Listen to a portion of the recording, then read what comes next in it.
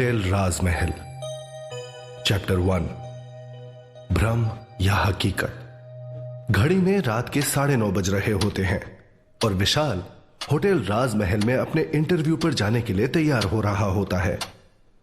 थोड़ी देर में विशाल घर को लॉक करके जैसे ही बाहर निकलता है तो बाहर का मौसम एकदम से बदलने लगता है। पूरा आसमान काले बादलों से घिर जाता है। रह रहकर बिजली के कड़कने की आवाजें सुनाई देने लगती हैं और साथ ही तेज हवाएं चलने लगती हैं। उन हवाओं के साथ ऐसा लग रहा था जैसे कि वो आज अपने साथ सब कुछ उड़ा कर ले जाएगी। एकदम से घर की बिजली गुल होती है और हर तरफ घोर अंधेरा छा जाता है। विशाल ये नजारा देखकर हैरान रह जाता है और खुद से बुदबुदाते हुए कहता है, अरे ये अचानक मौसम को क्या हो गया? अभी शाम तक तो सब ठीक था, अब ऐसे मौसम में ये टैक्सी कैसे मिलेगी? अभी विशाल ये सब सोच ही रहा होता है कि तेज बारिश होने लगती है। उस वक्त का माहौल भी जैसे विशाल को होटल राजमहल जाने से रोक रहा हो, मानो वो आने वाले किसी खतरे का अंदेशा हो। लेकिन कुदरत के इस इशारे से अनजान विशाल जल्दी से टैक्सी ढूंढने लगता है। हवा और बारिश उस वक्त इतनी तेज हो रही होती है कि विशाल एक कदम आगे की ओर बढ़ाता है तो वही तूफानी हवाएं विशाल को वापस 3 कदम पीछे की ओर धकेल देती हैं। विशाल को इस नौकरी से काफी उम्मीदें हैं, इसीलिए विशाल कैसे भी करके बस इस नौकरी को हासिल कर लेना चाहता है। बस आज कुछ भी करके मुझे ये नौकरी मिल जाए, फिर सब काम आसान हो जाएगा, खुद में बड़बड़ाते हुए विशाल ने कहा। कुछ और कदम आगे बढ़ने के बाद विशाल के पास आकर एक टैक्सी रुकती है। टैक्सी ड्राइवर ने पूछा, कहां जाना है साहब? विशाल ने बड़ी खुशी से कहा, होटल राजमहल। टैक्सी ड्राइवर ने हैरानी से पीछे मुड़कर देखा। क्या कहा? राजमहल? लेकिन ऐसे किसी नाम का तो कोई होटल नहीं है यहां। लेकिन अगर आपके पास पता हो तो मैं ले जा सकता हूं आपको वहां। हाँ पता है ना, विशाल ने खुशी से चहकते हुए जवाब दिया। विशाल के बताए रास्ते पर चलते चलते टैक्सी ड्राइवर ने लगभग 20 मिनट के बाद गाड़ी रोक दी और डरते हुए बोला, बस सर, इससे आगे मैं नहीं जाऊंगा। विशाल ने चौंकते हुए पूछा, क्यों भाई, क्या बात हो गई? बस पहुंच ही गए हैं हम। विशाल ने अपना फोन देखते हुए कहा, जिस पर टैक्सी ड्राइवर ने जवाब दिया, आपका फोन भी खराब है और आप भी पागल हैं, या फिर मुझे पागल समझ रखा है? इससे आगे कब्रिस्तान है, कोई राजमहल नहीं। मैं नहीं जाने वाला आगे, अब मेरे पैसे दो और उतरो मेरी गाड़ी से। ड्राइवर की बात सुनकर विशाल हैरान हो गया और वो बोला, अरे ऐसे कैसे हो सकता है, मेरा जॉब इंटरव्यू है भैया अभी वहां। विशाल की बात पर टैक्सी ड्राइवर ने कहा, अच्छा इंटरव्यू, वो भी रात को 11 बजे? चलो चलो किसी और को पागल बनाना, मेरे पैसे दो और निकलो यहां से। इतने में विशाल चुपचाप टैक्सी वाले को पैसे देकर बिना कुछ बोले गाड़ी से उतर जाता है। हल्की हल्की बारिश अभी भी हो रही है। जैसे तैसे विशाल ने अपना फोन बाहर निकाला और लोकेशन चेक की तो उसके होश उड़ गए। 5 मिनट की दूरी पर एक कब्रिस्तान है, ये क्या लोकेशन दिखा रहा है? विशाल बड़बड़ाया। विशाल ने अपने सामने देखा, वहां लोहे का एक जंग लगा गेट है जो अपनी जर्जर हालत में एक और लटक रहा है। अपने साथ छाता लिए विशाल उसी गेट से थोड़ा आगे बढ़ने लगा। वहीं उसे अपने सामने एक पुराना कब्रिस्तान दिखा, जहां गहरा अंधेरा देखकर उसे थोड़ी घबराहट सी हुई। कुछ कदम आगे बढ़ते ही अंधेरे में ठीक से ना दिखाई देने की वजह से विशाल धप से एक गड्ढे में गिर गया, जो कि एक खुदी हुई कब्र थी। गिरते ही वो दहशत में जोर जोर से चिल्लाने लगा। तभी अंधेरे में एक हाथ उसकी ओर बढ़ा और उसे अपनी तरफ खींचने लगा। इस बार विशाल और ज्यादा जोर से चिल्लाया, जैसे कि गले की नसें फट पड़ने को बेताब हो। बचाओ बचाओ, हेल्प मी! उस बारिश से भरी अंधेरी रात में उस हाथ के मालिक के सिवा वहां और कोई नहीं था। तभी एक टॉर्च की रोशनी के साथ अंधेरे को रास्ता दिखाते हुए उस हाथ के मालिक का चेहरा नजर आया। विशाल चौंक गया और उसने रोशनी के बीच देखा एक बूढ़ा चेहरा, जिसके सिर पर एक लाल पगड़ी है और माथे पर उम्र की कई लकीरें नजर आ रही हैं। वहीं आंखें इतनी ज्यादा गहरी कि जैसे उनमें कई राज दफन हो। अपने एक हाथ में एक डंडा पकड़े हुए वो विशाल की ओर घूर घूर कर देख रहा है। अपने पहनावे से वो बूढ़ा शख्स विशाल को इस कब्रिस्तान का चौकीदार मालूम हुआ। खुद को संभालते हुए पहले तो विशाल कब्र से बाहर निकला और थोड़ा घबराते हुए उस बुजुर्ग से पूछा, अरे चाचा, क्या आप मुझे बता सकते हैं कि ये होटल राजमहल कहां है? होटल राजमहल का नाम सुनते ही उस बुजुर्ग की आंखों में एक दहशत नजर आने लगी और घबराहट में अपनी आंखें बड़ी करते हुए उस आदमी ने विशाल के थोड़े नजदीक जाकर कहा, भाग जाओ यहां से।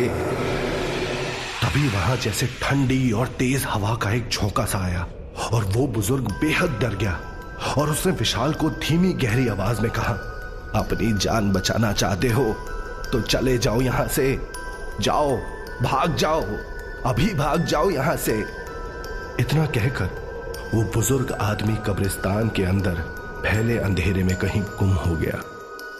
विशाल उस बुजुर्ग की ऐसी बातें सुनकर थोड़ा सहम सा गया।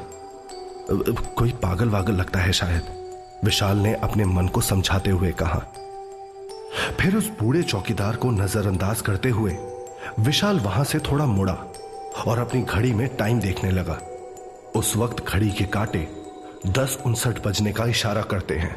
विशाल झल्लाते हुए बोलता है, अरे यार, ये तो इंटरव्यू का टाइम होने वाला है और अभी तक मुझे होटल भी नहीं मिला है, अब मैं क्या करूं? अभी विशाल ये सब सोच ही रहा होता है कि घड़ी में 11 बजते हैं और अचानक से एक तेज ठंडी हवा का झोंका विशाल को महसूस होता है। ऐसा लगता है मानो एक पल के लिए सब कुछ थम गया हो और देखते ही देखते वहां के माहौल में एक अजीब सी गंध फैल जाती है। ओहो, कितनी गंदी बदबू है ये। अभी विशाल अपने आसपास हुए बदलाव को महसूस कर ही रहा होता है कि विशाल की नजर सामने खड़ी एक महल नुमा बिल्डिंग पर पड़ती है। अरे वो रहा सामने मेरी सारी मुश्किलों का हल, होटल राजमहल, खुशी से चिल्लाते हुए विशाल ने कहा। एक बड़ी सी सफेद रंग की बिल्डिंग जिसे देखकर ऐसा लग रहा है मानो बदलते समय के साथ होटल ने भी अपने ऊपर बहुत कुछ झेला हो। उस होटल का रंग समय के साथ पीला पड़ गया है और होटल राजमहल का बोर्ड भी टूटा हुआ है, जिसमें से महल गायब है और बचा हुआ है तो सिर्फ राज, अनगिनत राज। एक पल के लिए विशाल ये देखकर चौंक जाता है और उसे अपने सामने होटल का बड़ा सा दरवाजा नजर आता है। वो दरवाजा किसी किले के दरवाजे की तरह 10 फीट ऊंचा और 6 फीट चौड़ा होता है। विशाल ने जैसे ही होटल के दरवाजे को छुआ, वो बस अपने आप ही खुलता चला गया और अंदर से राजमहल में पसरा सूनापन ठंडी हवा के झोंके के साथ आया, जो विशाल को एक सिहरन दे गया। दरवाजा खुलते ही जो नजारा विशाल ने देखा, वो उसने अपने सपने में भी नहीं सोचा था। बिल्कुल अपने नाम की तरह दिख रहा है वो पूरा राजमहल। विशाल जैसे ही होटल के अंदर गया, होटल का दरवाजा पीछे अपने आप ही बंद हो गया। विशाल को थोड़ी हैरानी हुई कि यह दरवाजा खुद से खुलकर खुद ही कैसे बंद हो गया। विशाल ने आगे देखा तो अचानक होटल की लाइटें जगमग जगमग होकर बंद हो गईं। पूरे होटल में गहरा अंधेरा छा गया था। विशाल को कुछ समझ नहीं आया कि अचानक से ये क्या हो गया। वहां इतनी शांति है कि विशाल अपने दिल की धड़कन भी सुन पा रहा है। तभी विशाल ने हिम्मत करके कहा, कोई है क्या यहां? हेलो। विशाल बस इतना ही बोल पाता है कि एकदम से पूरे होटल की लाइट्स वापस जल जाती हैं, मानो वो होटल विशाल की बातें सुन रहा हो। विशाल आगे बढ़ा तो उसने देखा कि पूरे होटल में सफेद रंग का मखमल का कालीन बिछा हुआ है। होटल की दीवारों पर टंगी तस्वीरों की ओर देखकर तो विशाल की आंखें बड़ी हो गई। किसी तस्वीर में किसी का सिर कटा हुआ है तो किसी में किसी की आंख नहीं है।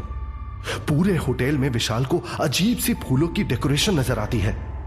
विशाल ने ऐसे फूल अपनी जिंदगी में कभी नहीं देखे होते, इसीलिए विशाल उन फूलों को देखने के लिए उनके करीब जाता है, पर उन फूलों की गंध से विशाल का सर चकरा जाता है। वहां से दूर जाते हुए विशाल धीमे कदमों से आगे की ओर बढ़ता है। इतने बड़े होटल में ना तो विशाल को कोई गेस्ट नजर आता है और ना ही कोई स्टाफ। रिसेप्शन को ढूंढते ढूंढते वो आगे की ओर बढ़ता जाता है। विशाल चलते हुए एक बहुत बड़े गलियारे तक पहुंच जाता है, जहां उसे बाईं ओर सीढ़ियां नजर आती हैं। वहीं दाईं तरफ एक दीवार पर एक बहुत बड़ा शीशा लगा हुआ है। विशाल गौर से उस शीशे में देखने लगता है। तभी विशाल को अपने साथ साथ 2-3 लोगों के अक्स नजर आते हैं, जिनका चेहरा जला हुआ है। चेहरे पर जहां तहां से मांस के टुकड़े गिरते जा रहे हैं। तभी अचानक से वे चेहरे उसे ही घूरते हुए नजर आने लगते हैं।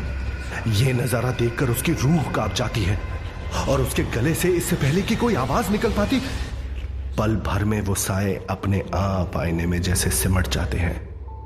विशाल को अपनी नजरों पर ही जैसे विश्वास नहीं होता। विशाल खुद से बड़बड़ाता है, क्या मुझे भ्रम हो रहा है? वहीं होटल का माहौल ठंडा होने के बावजूद विशाल के माथे पर पसीने की बूंदें झिलमिलाने लगती हैं। कुछ देर बाद होटल का मुआयना करते करते विशाल होटल के रिसेप्शन पर पहुंचता है और वहां जाकर घबराते हुए आवाज देता है, कोई है यहां? किसी की आवाज ना आने पर विशाल थोड़ा जोर से बोलता है, अरे कोई है भी यहां? तभी अचानक रिसेप्शन डेस्क के नीचे से एक आदमी उठता है और विशाल के सामने उसकी आंखों में देखकर उसे उंगली के इशारे से चुप रहने के लिए कहता है। ऐसे अचानक से एक आदमी को अपने सामने देखकर विशाल चौंक जाता है। उस आदमी की हालत देखने में बहुत खराब लग रही होती है। उसकी आंखों के नीचे काले घेरे और आंखें एकदम लाल, जैसे कि वो बरसों से सोया ना हो, जिसमें दहशत साफ नजर आ रही है। उस आदमी के पागलों की तरह बाल बिखरे हुए हैं और होठ एकदम सूखे दिखाई पड़ते हैं। वो देखने में काफी दुबला और बदहवास हालत में नजर आ रहा होता है। विशाल को अपनी आंखों पर विश्वास नहीं हो रहा होता कि इतने बड़े होटल में एक ऐसा दिखने वाला आदमी आखिर क्या कर रहा है। तभी वो आदमी धीरे से विशाल से पूछता है, क्या तुम मुझे देख पा रहे हो? ऐसा सवाल सुनकर विशाल हैरान हो जाता है और हां में अपना सर हिलाता है। बस इतना सुनते ही उस आदमी के चेहरे में एक अलग सुकून नजर आने लगता है और वो खुशी खुशी विशाल को बताता है, मैं यहां का रिसेप्शनिस्ट हूं और प्लीज तुम थोड़ा धीरे बात करो। विशाल उस आदमी से पूछता है, अरे तुम मुझे धीरे बोलने को क्यों बोल रहे हो? और यहां होटल में भी कोई नजर नहीं आ रहा, ना कोई गेस्ट है और ना कोई स्टाफ। तुम अकेले ही सब कुछ संभालते हो क्या? विशाल की सारी बातों को इग्नोर करते हुए उस आदमी ने विशाल से पूछा, तुम यहां नौकरी के लिए आए हो? विशाल के हां कहते ही उस रिसेप्शनिस्ट ने एक कागज में कुछ लिखा और विशाल की ओर बढ़ाया। उस कागज पर लिखा था कि सामने टंगे बोर्ड पर अपना नाम लिखो। विशाल उस कागज को पढ़कर थोड़ा हैरान हो गया। फिर विशाल पीछे मुड़ा और उसे एक बोर्ड दिखाई दिया। विशाल बोर्ड के पास गया और उस पर अपना नाम लिख दिया, विशाल वर्मा। विशाल ने बोर्ड पर जैसे ही अपना नाम लिखा, पूरे होटल की लाइट्स एक बार फिर जलने बुझने लगी और विशाल को ऐसा महसूस हुआ मानो वो जगह एक बार पूरी की पूरी हिल गई हो। विशाल का सर चकरा गया और उसके पूरे शरीर में एक सिहरन सी दौड़ गई और विशाल ने जैसे ही पीछे मुड़कर देखा, रिसेप्शन पर खड़ा वो आदमी जोर से चिल्लाया, अब सब तुम संभालो, मैं तो चला। और झट से वो आदमी वहां से भागने लगा। उस आदमी को देखकर ऐसा लगा मानो वो किसी काला पानी की सजा से आजाद हो गया हो। विशाल ने उस आदमी को भागते हुए देखकर पूछा, अरे सुनो, ऐसे कहां भागे जा रहे हो? लेकिन वो आदमी तो ऐसे भागा जैसे उस आदमी ने कुछ सुना ही ना हो। विशाल ने फिर बोला, अरे मुझे बताओ तो सही, मुझे करना क्या है? लेकिन तब तक वो आदमी होटल से बाहर निकल चुका था। विशाल खुद से बड़बड़ाया, अजीब आदमी है, ऐसे भागा जैसे सामने भूत देख लिया हो। विशाल रिसेप्शन की ओर मुड़ा तो विशाल को वहां एक नोट नजर आया जिस पर लिखा था, reach room number 703 of 7th floor for interview. Vishal 7वें फ्लोर पर जाने के लिए लिफ्ट ढूंढने लगा और उसे अपने सामने लिफ्ट दिखाई दी। उसने बटन दबाकर लिफ्ट खोली और 7 नंबर प्रेस किया। धड़ाम की आवाज से लिफ्ट चली और अंदर की लाइट्स अपने आप जलने बुझने लगी। लाइट्स दोबारा से जली और उसे अपने सामने कुछ 7-8 लोग नजर आए।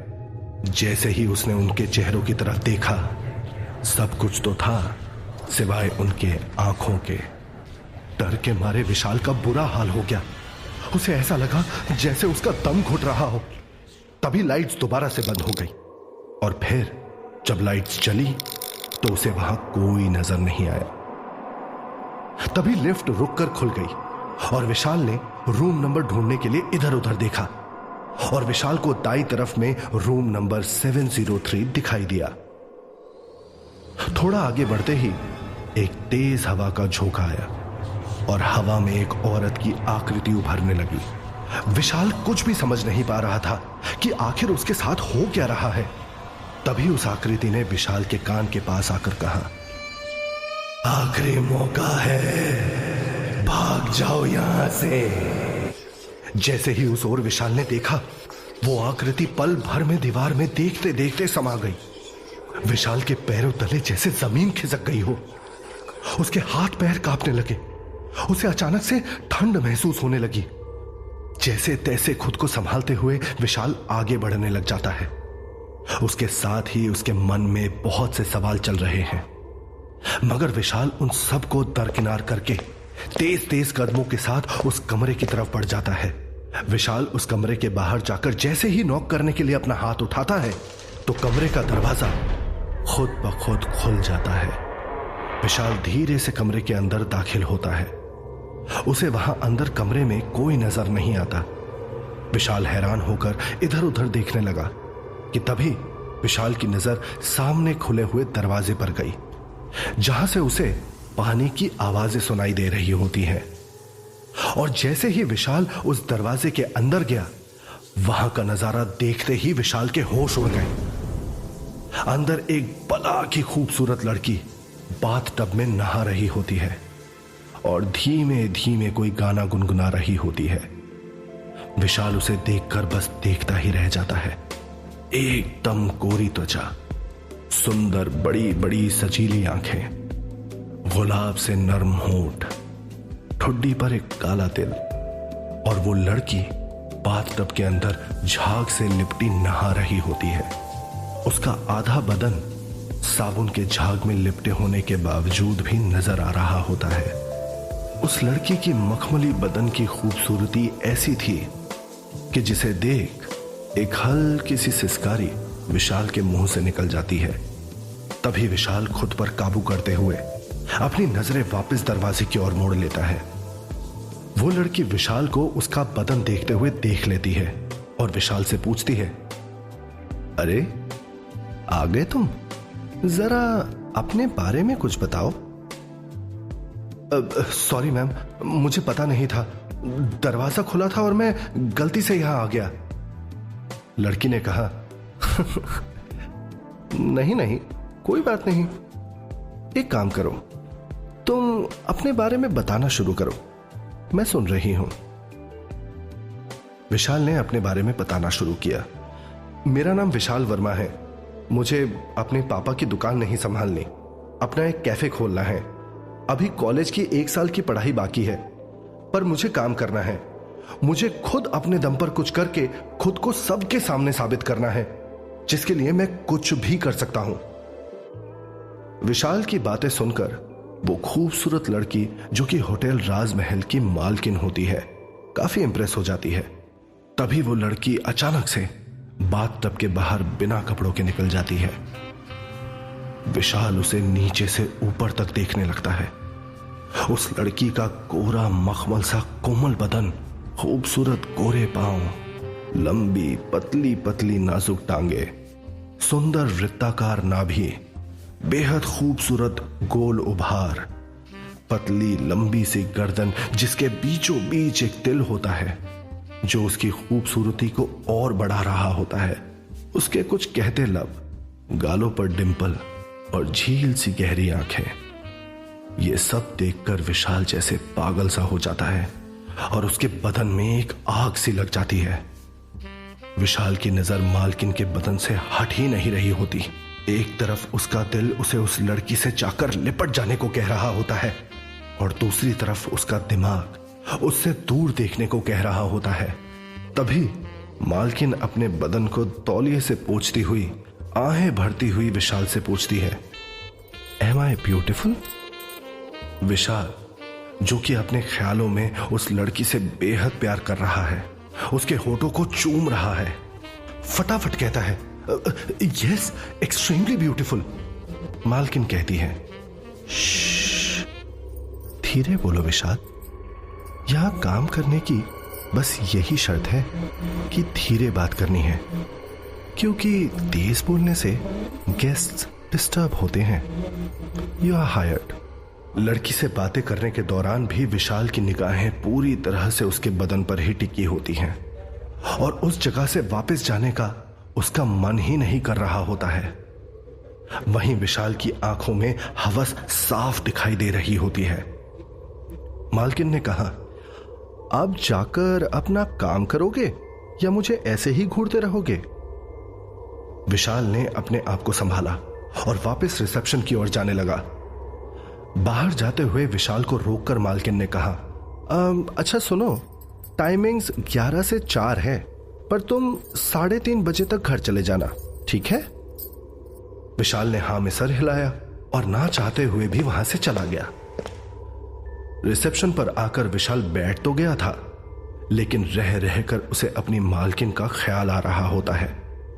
वो उसे अपनी बाहों में भरकर बहुत प्यार करना चाहता है कि तभी उसकी नजर वहां पड़े पुराने से कंप्यूटर पर चली जाती है। वो जैसे ही उस कंप्यूटर को स्टार्ट करता है, कुछ ही देर में उसे कंप्यूटर स्क्रीन पर अचानक से एक वीडियो नजर आने लगता है। वीडियो में उसकी मालकिन बिना कपड़ों के मुस्कुराते हुए एक तरफ देख रही है। तभी उसकी नजर कैमरे पर पड़ती है और अचानक से एक भयानक सा बदसूरत चेहरा कैमरे के स्क्रीन पर उभरता है और कंप्यूटर स्क्रीन अपने आप ही बंद हो जाता है। यह देखकर विशाल शॉक्ड रह जाता है। तभी विशाल की नजर पास में पड़ी एक प्लेट पर पड़ी, जिसे देखकर विशाल बेहद डर गया, क्योंकि उसके सामने एक प्लेट पड़ी थी और उसे लाल रंग के कपड़े से ढका हुआ था। वो कपड़ा धीरे धीरे हिल रहा होता है। विशाल डरते डरते वो कपड़ा हटाता है और सामने देखकर उसे अपनी आंखों पर भरोसा नहीं होता। उस प्लेट पर एक आदमी का कटा हुआ सर पड़ा होता है और उस पर कीड़े भिन भिना रहे होते हैं। यह देखकर विशाल अपनी कुर्सी पर चढ़कर बैठ जाता है और डर के मारे ना चाहते हुए भी जोर से चिल्लाता है। तभी उसे चारों तरफ से की आवाज सुनाई देती है। विशाल की आंखों में दहशत तैरने लगती है और वो चारों तरफ नजर घुमाता है, पर उसे कोई नजर नहीं आता। यह देखकर विशाल की हालत खराब हो जाती है और तभी वहां लगी वॉल क्लॉक बजने लगती है और विशाल घड़ी की तरफ देखता है तो 3:30 बज रहे होते हैं। विशाल फटाफट अपना बैग उठाकर होटल से बाहर की ओर जाने लगता है। विशाल तेजी से होटल के दरवाजे तक दौड़ता है। विशाल जैसे ही दौड़ रहा होता है, उसे अगल बगल से अजीब अजीब आवाजें आने लगती हैं। अपने साथ साथ विशाल को किसी और के दौड़ने का एहसास भी होता है। किसी की तेज सांसों की आवाज सुनाई पड़ती है। विशाल तभी दरवाजा खोलकर बाहर आ जाता है। तेजी से दौड़ने के कारण वो बाहर आकर गिर जाता है। तभी होटल का दरवाजा धप की आवाज से बंद हो जाता है, जैसे कि किसी ने खुद से उसे बंद किया हो। अपने आप को संभालते हुए विशाल खड़ा होता है और अपने कपड़े ठीक करता है। डर के कारण विशाल गहरी सांसें ले रहा होता है। वहीं रुककर विशाल टैक्सी की वेट करते हुए सोचता है, ये सब अभी क्या हुआ मेरे साथ? मुझे तो लग रहा है मुझे इस जॉब के लिए मना कर देना चाहिए। तभी विशाल को होटल के अंदर से बहुत से लोगों के रोने और चीखने की आवाजें आने लगती हैं। अंदर क्या हो रहा है यह देखने के लिए विशाल अंदर चला जाता है। अंदर का नजारा देखकर विशाल हक्का बक्का रह जाता है। चारों तरफ आग लगी होती है।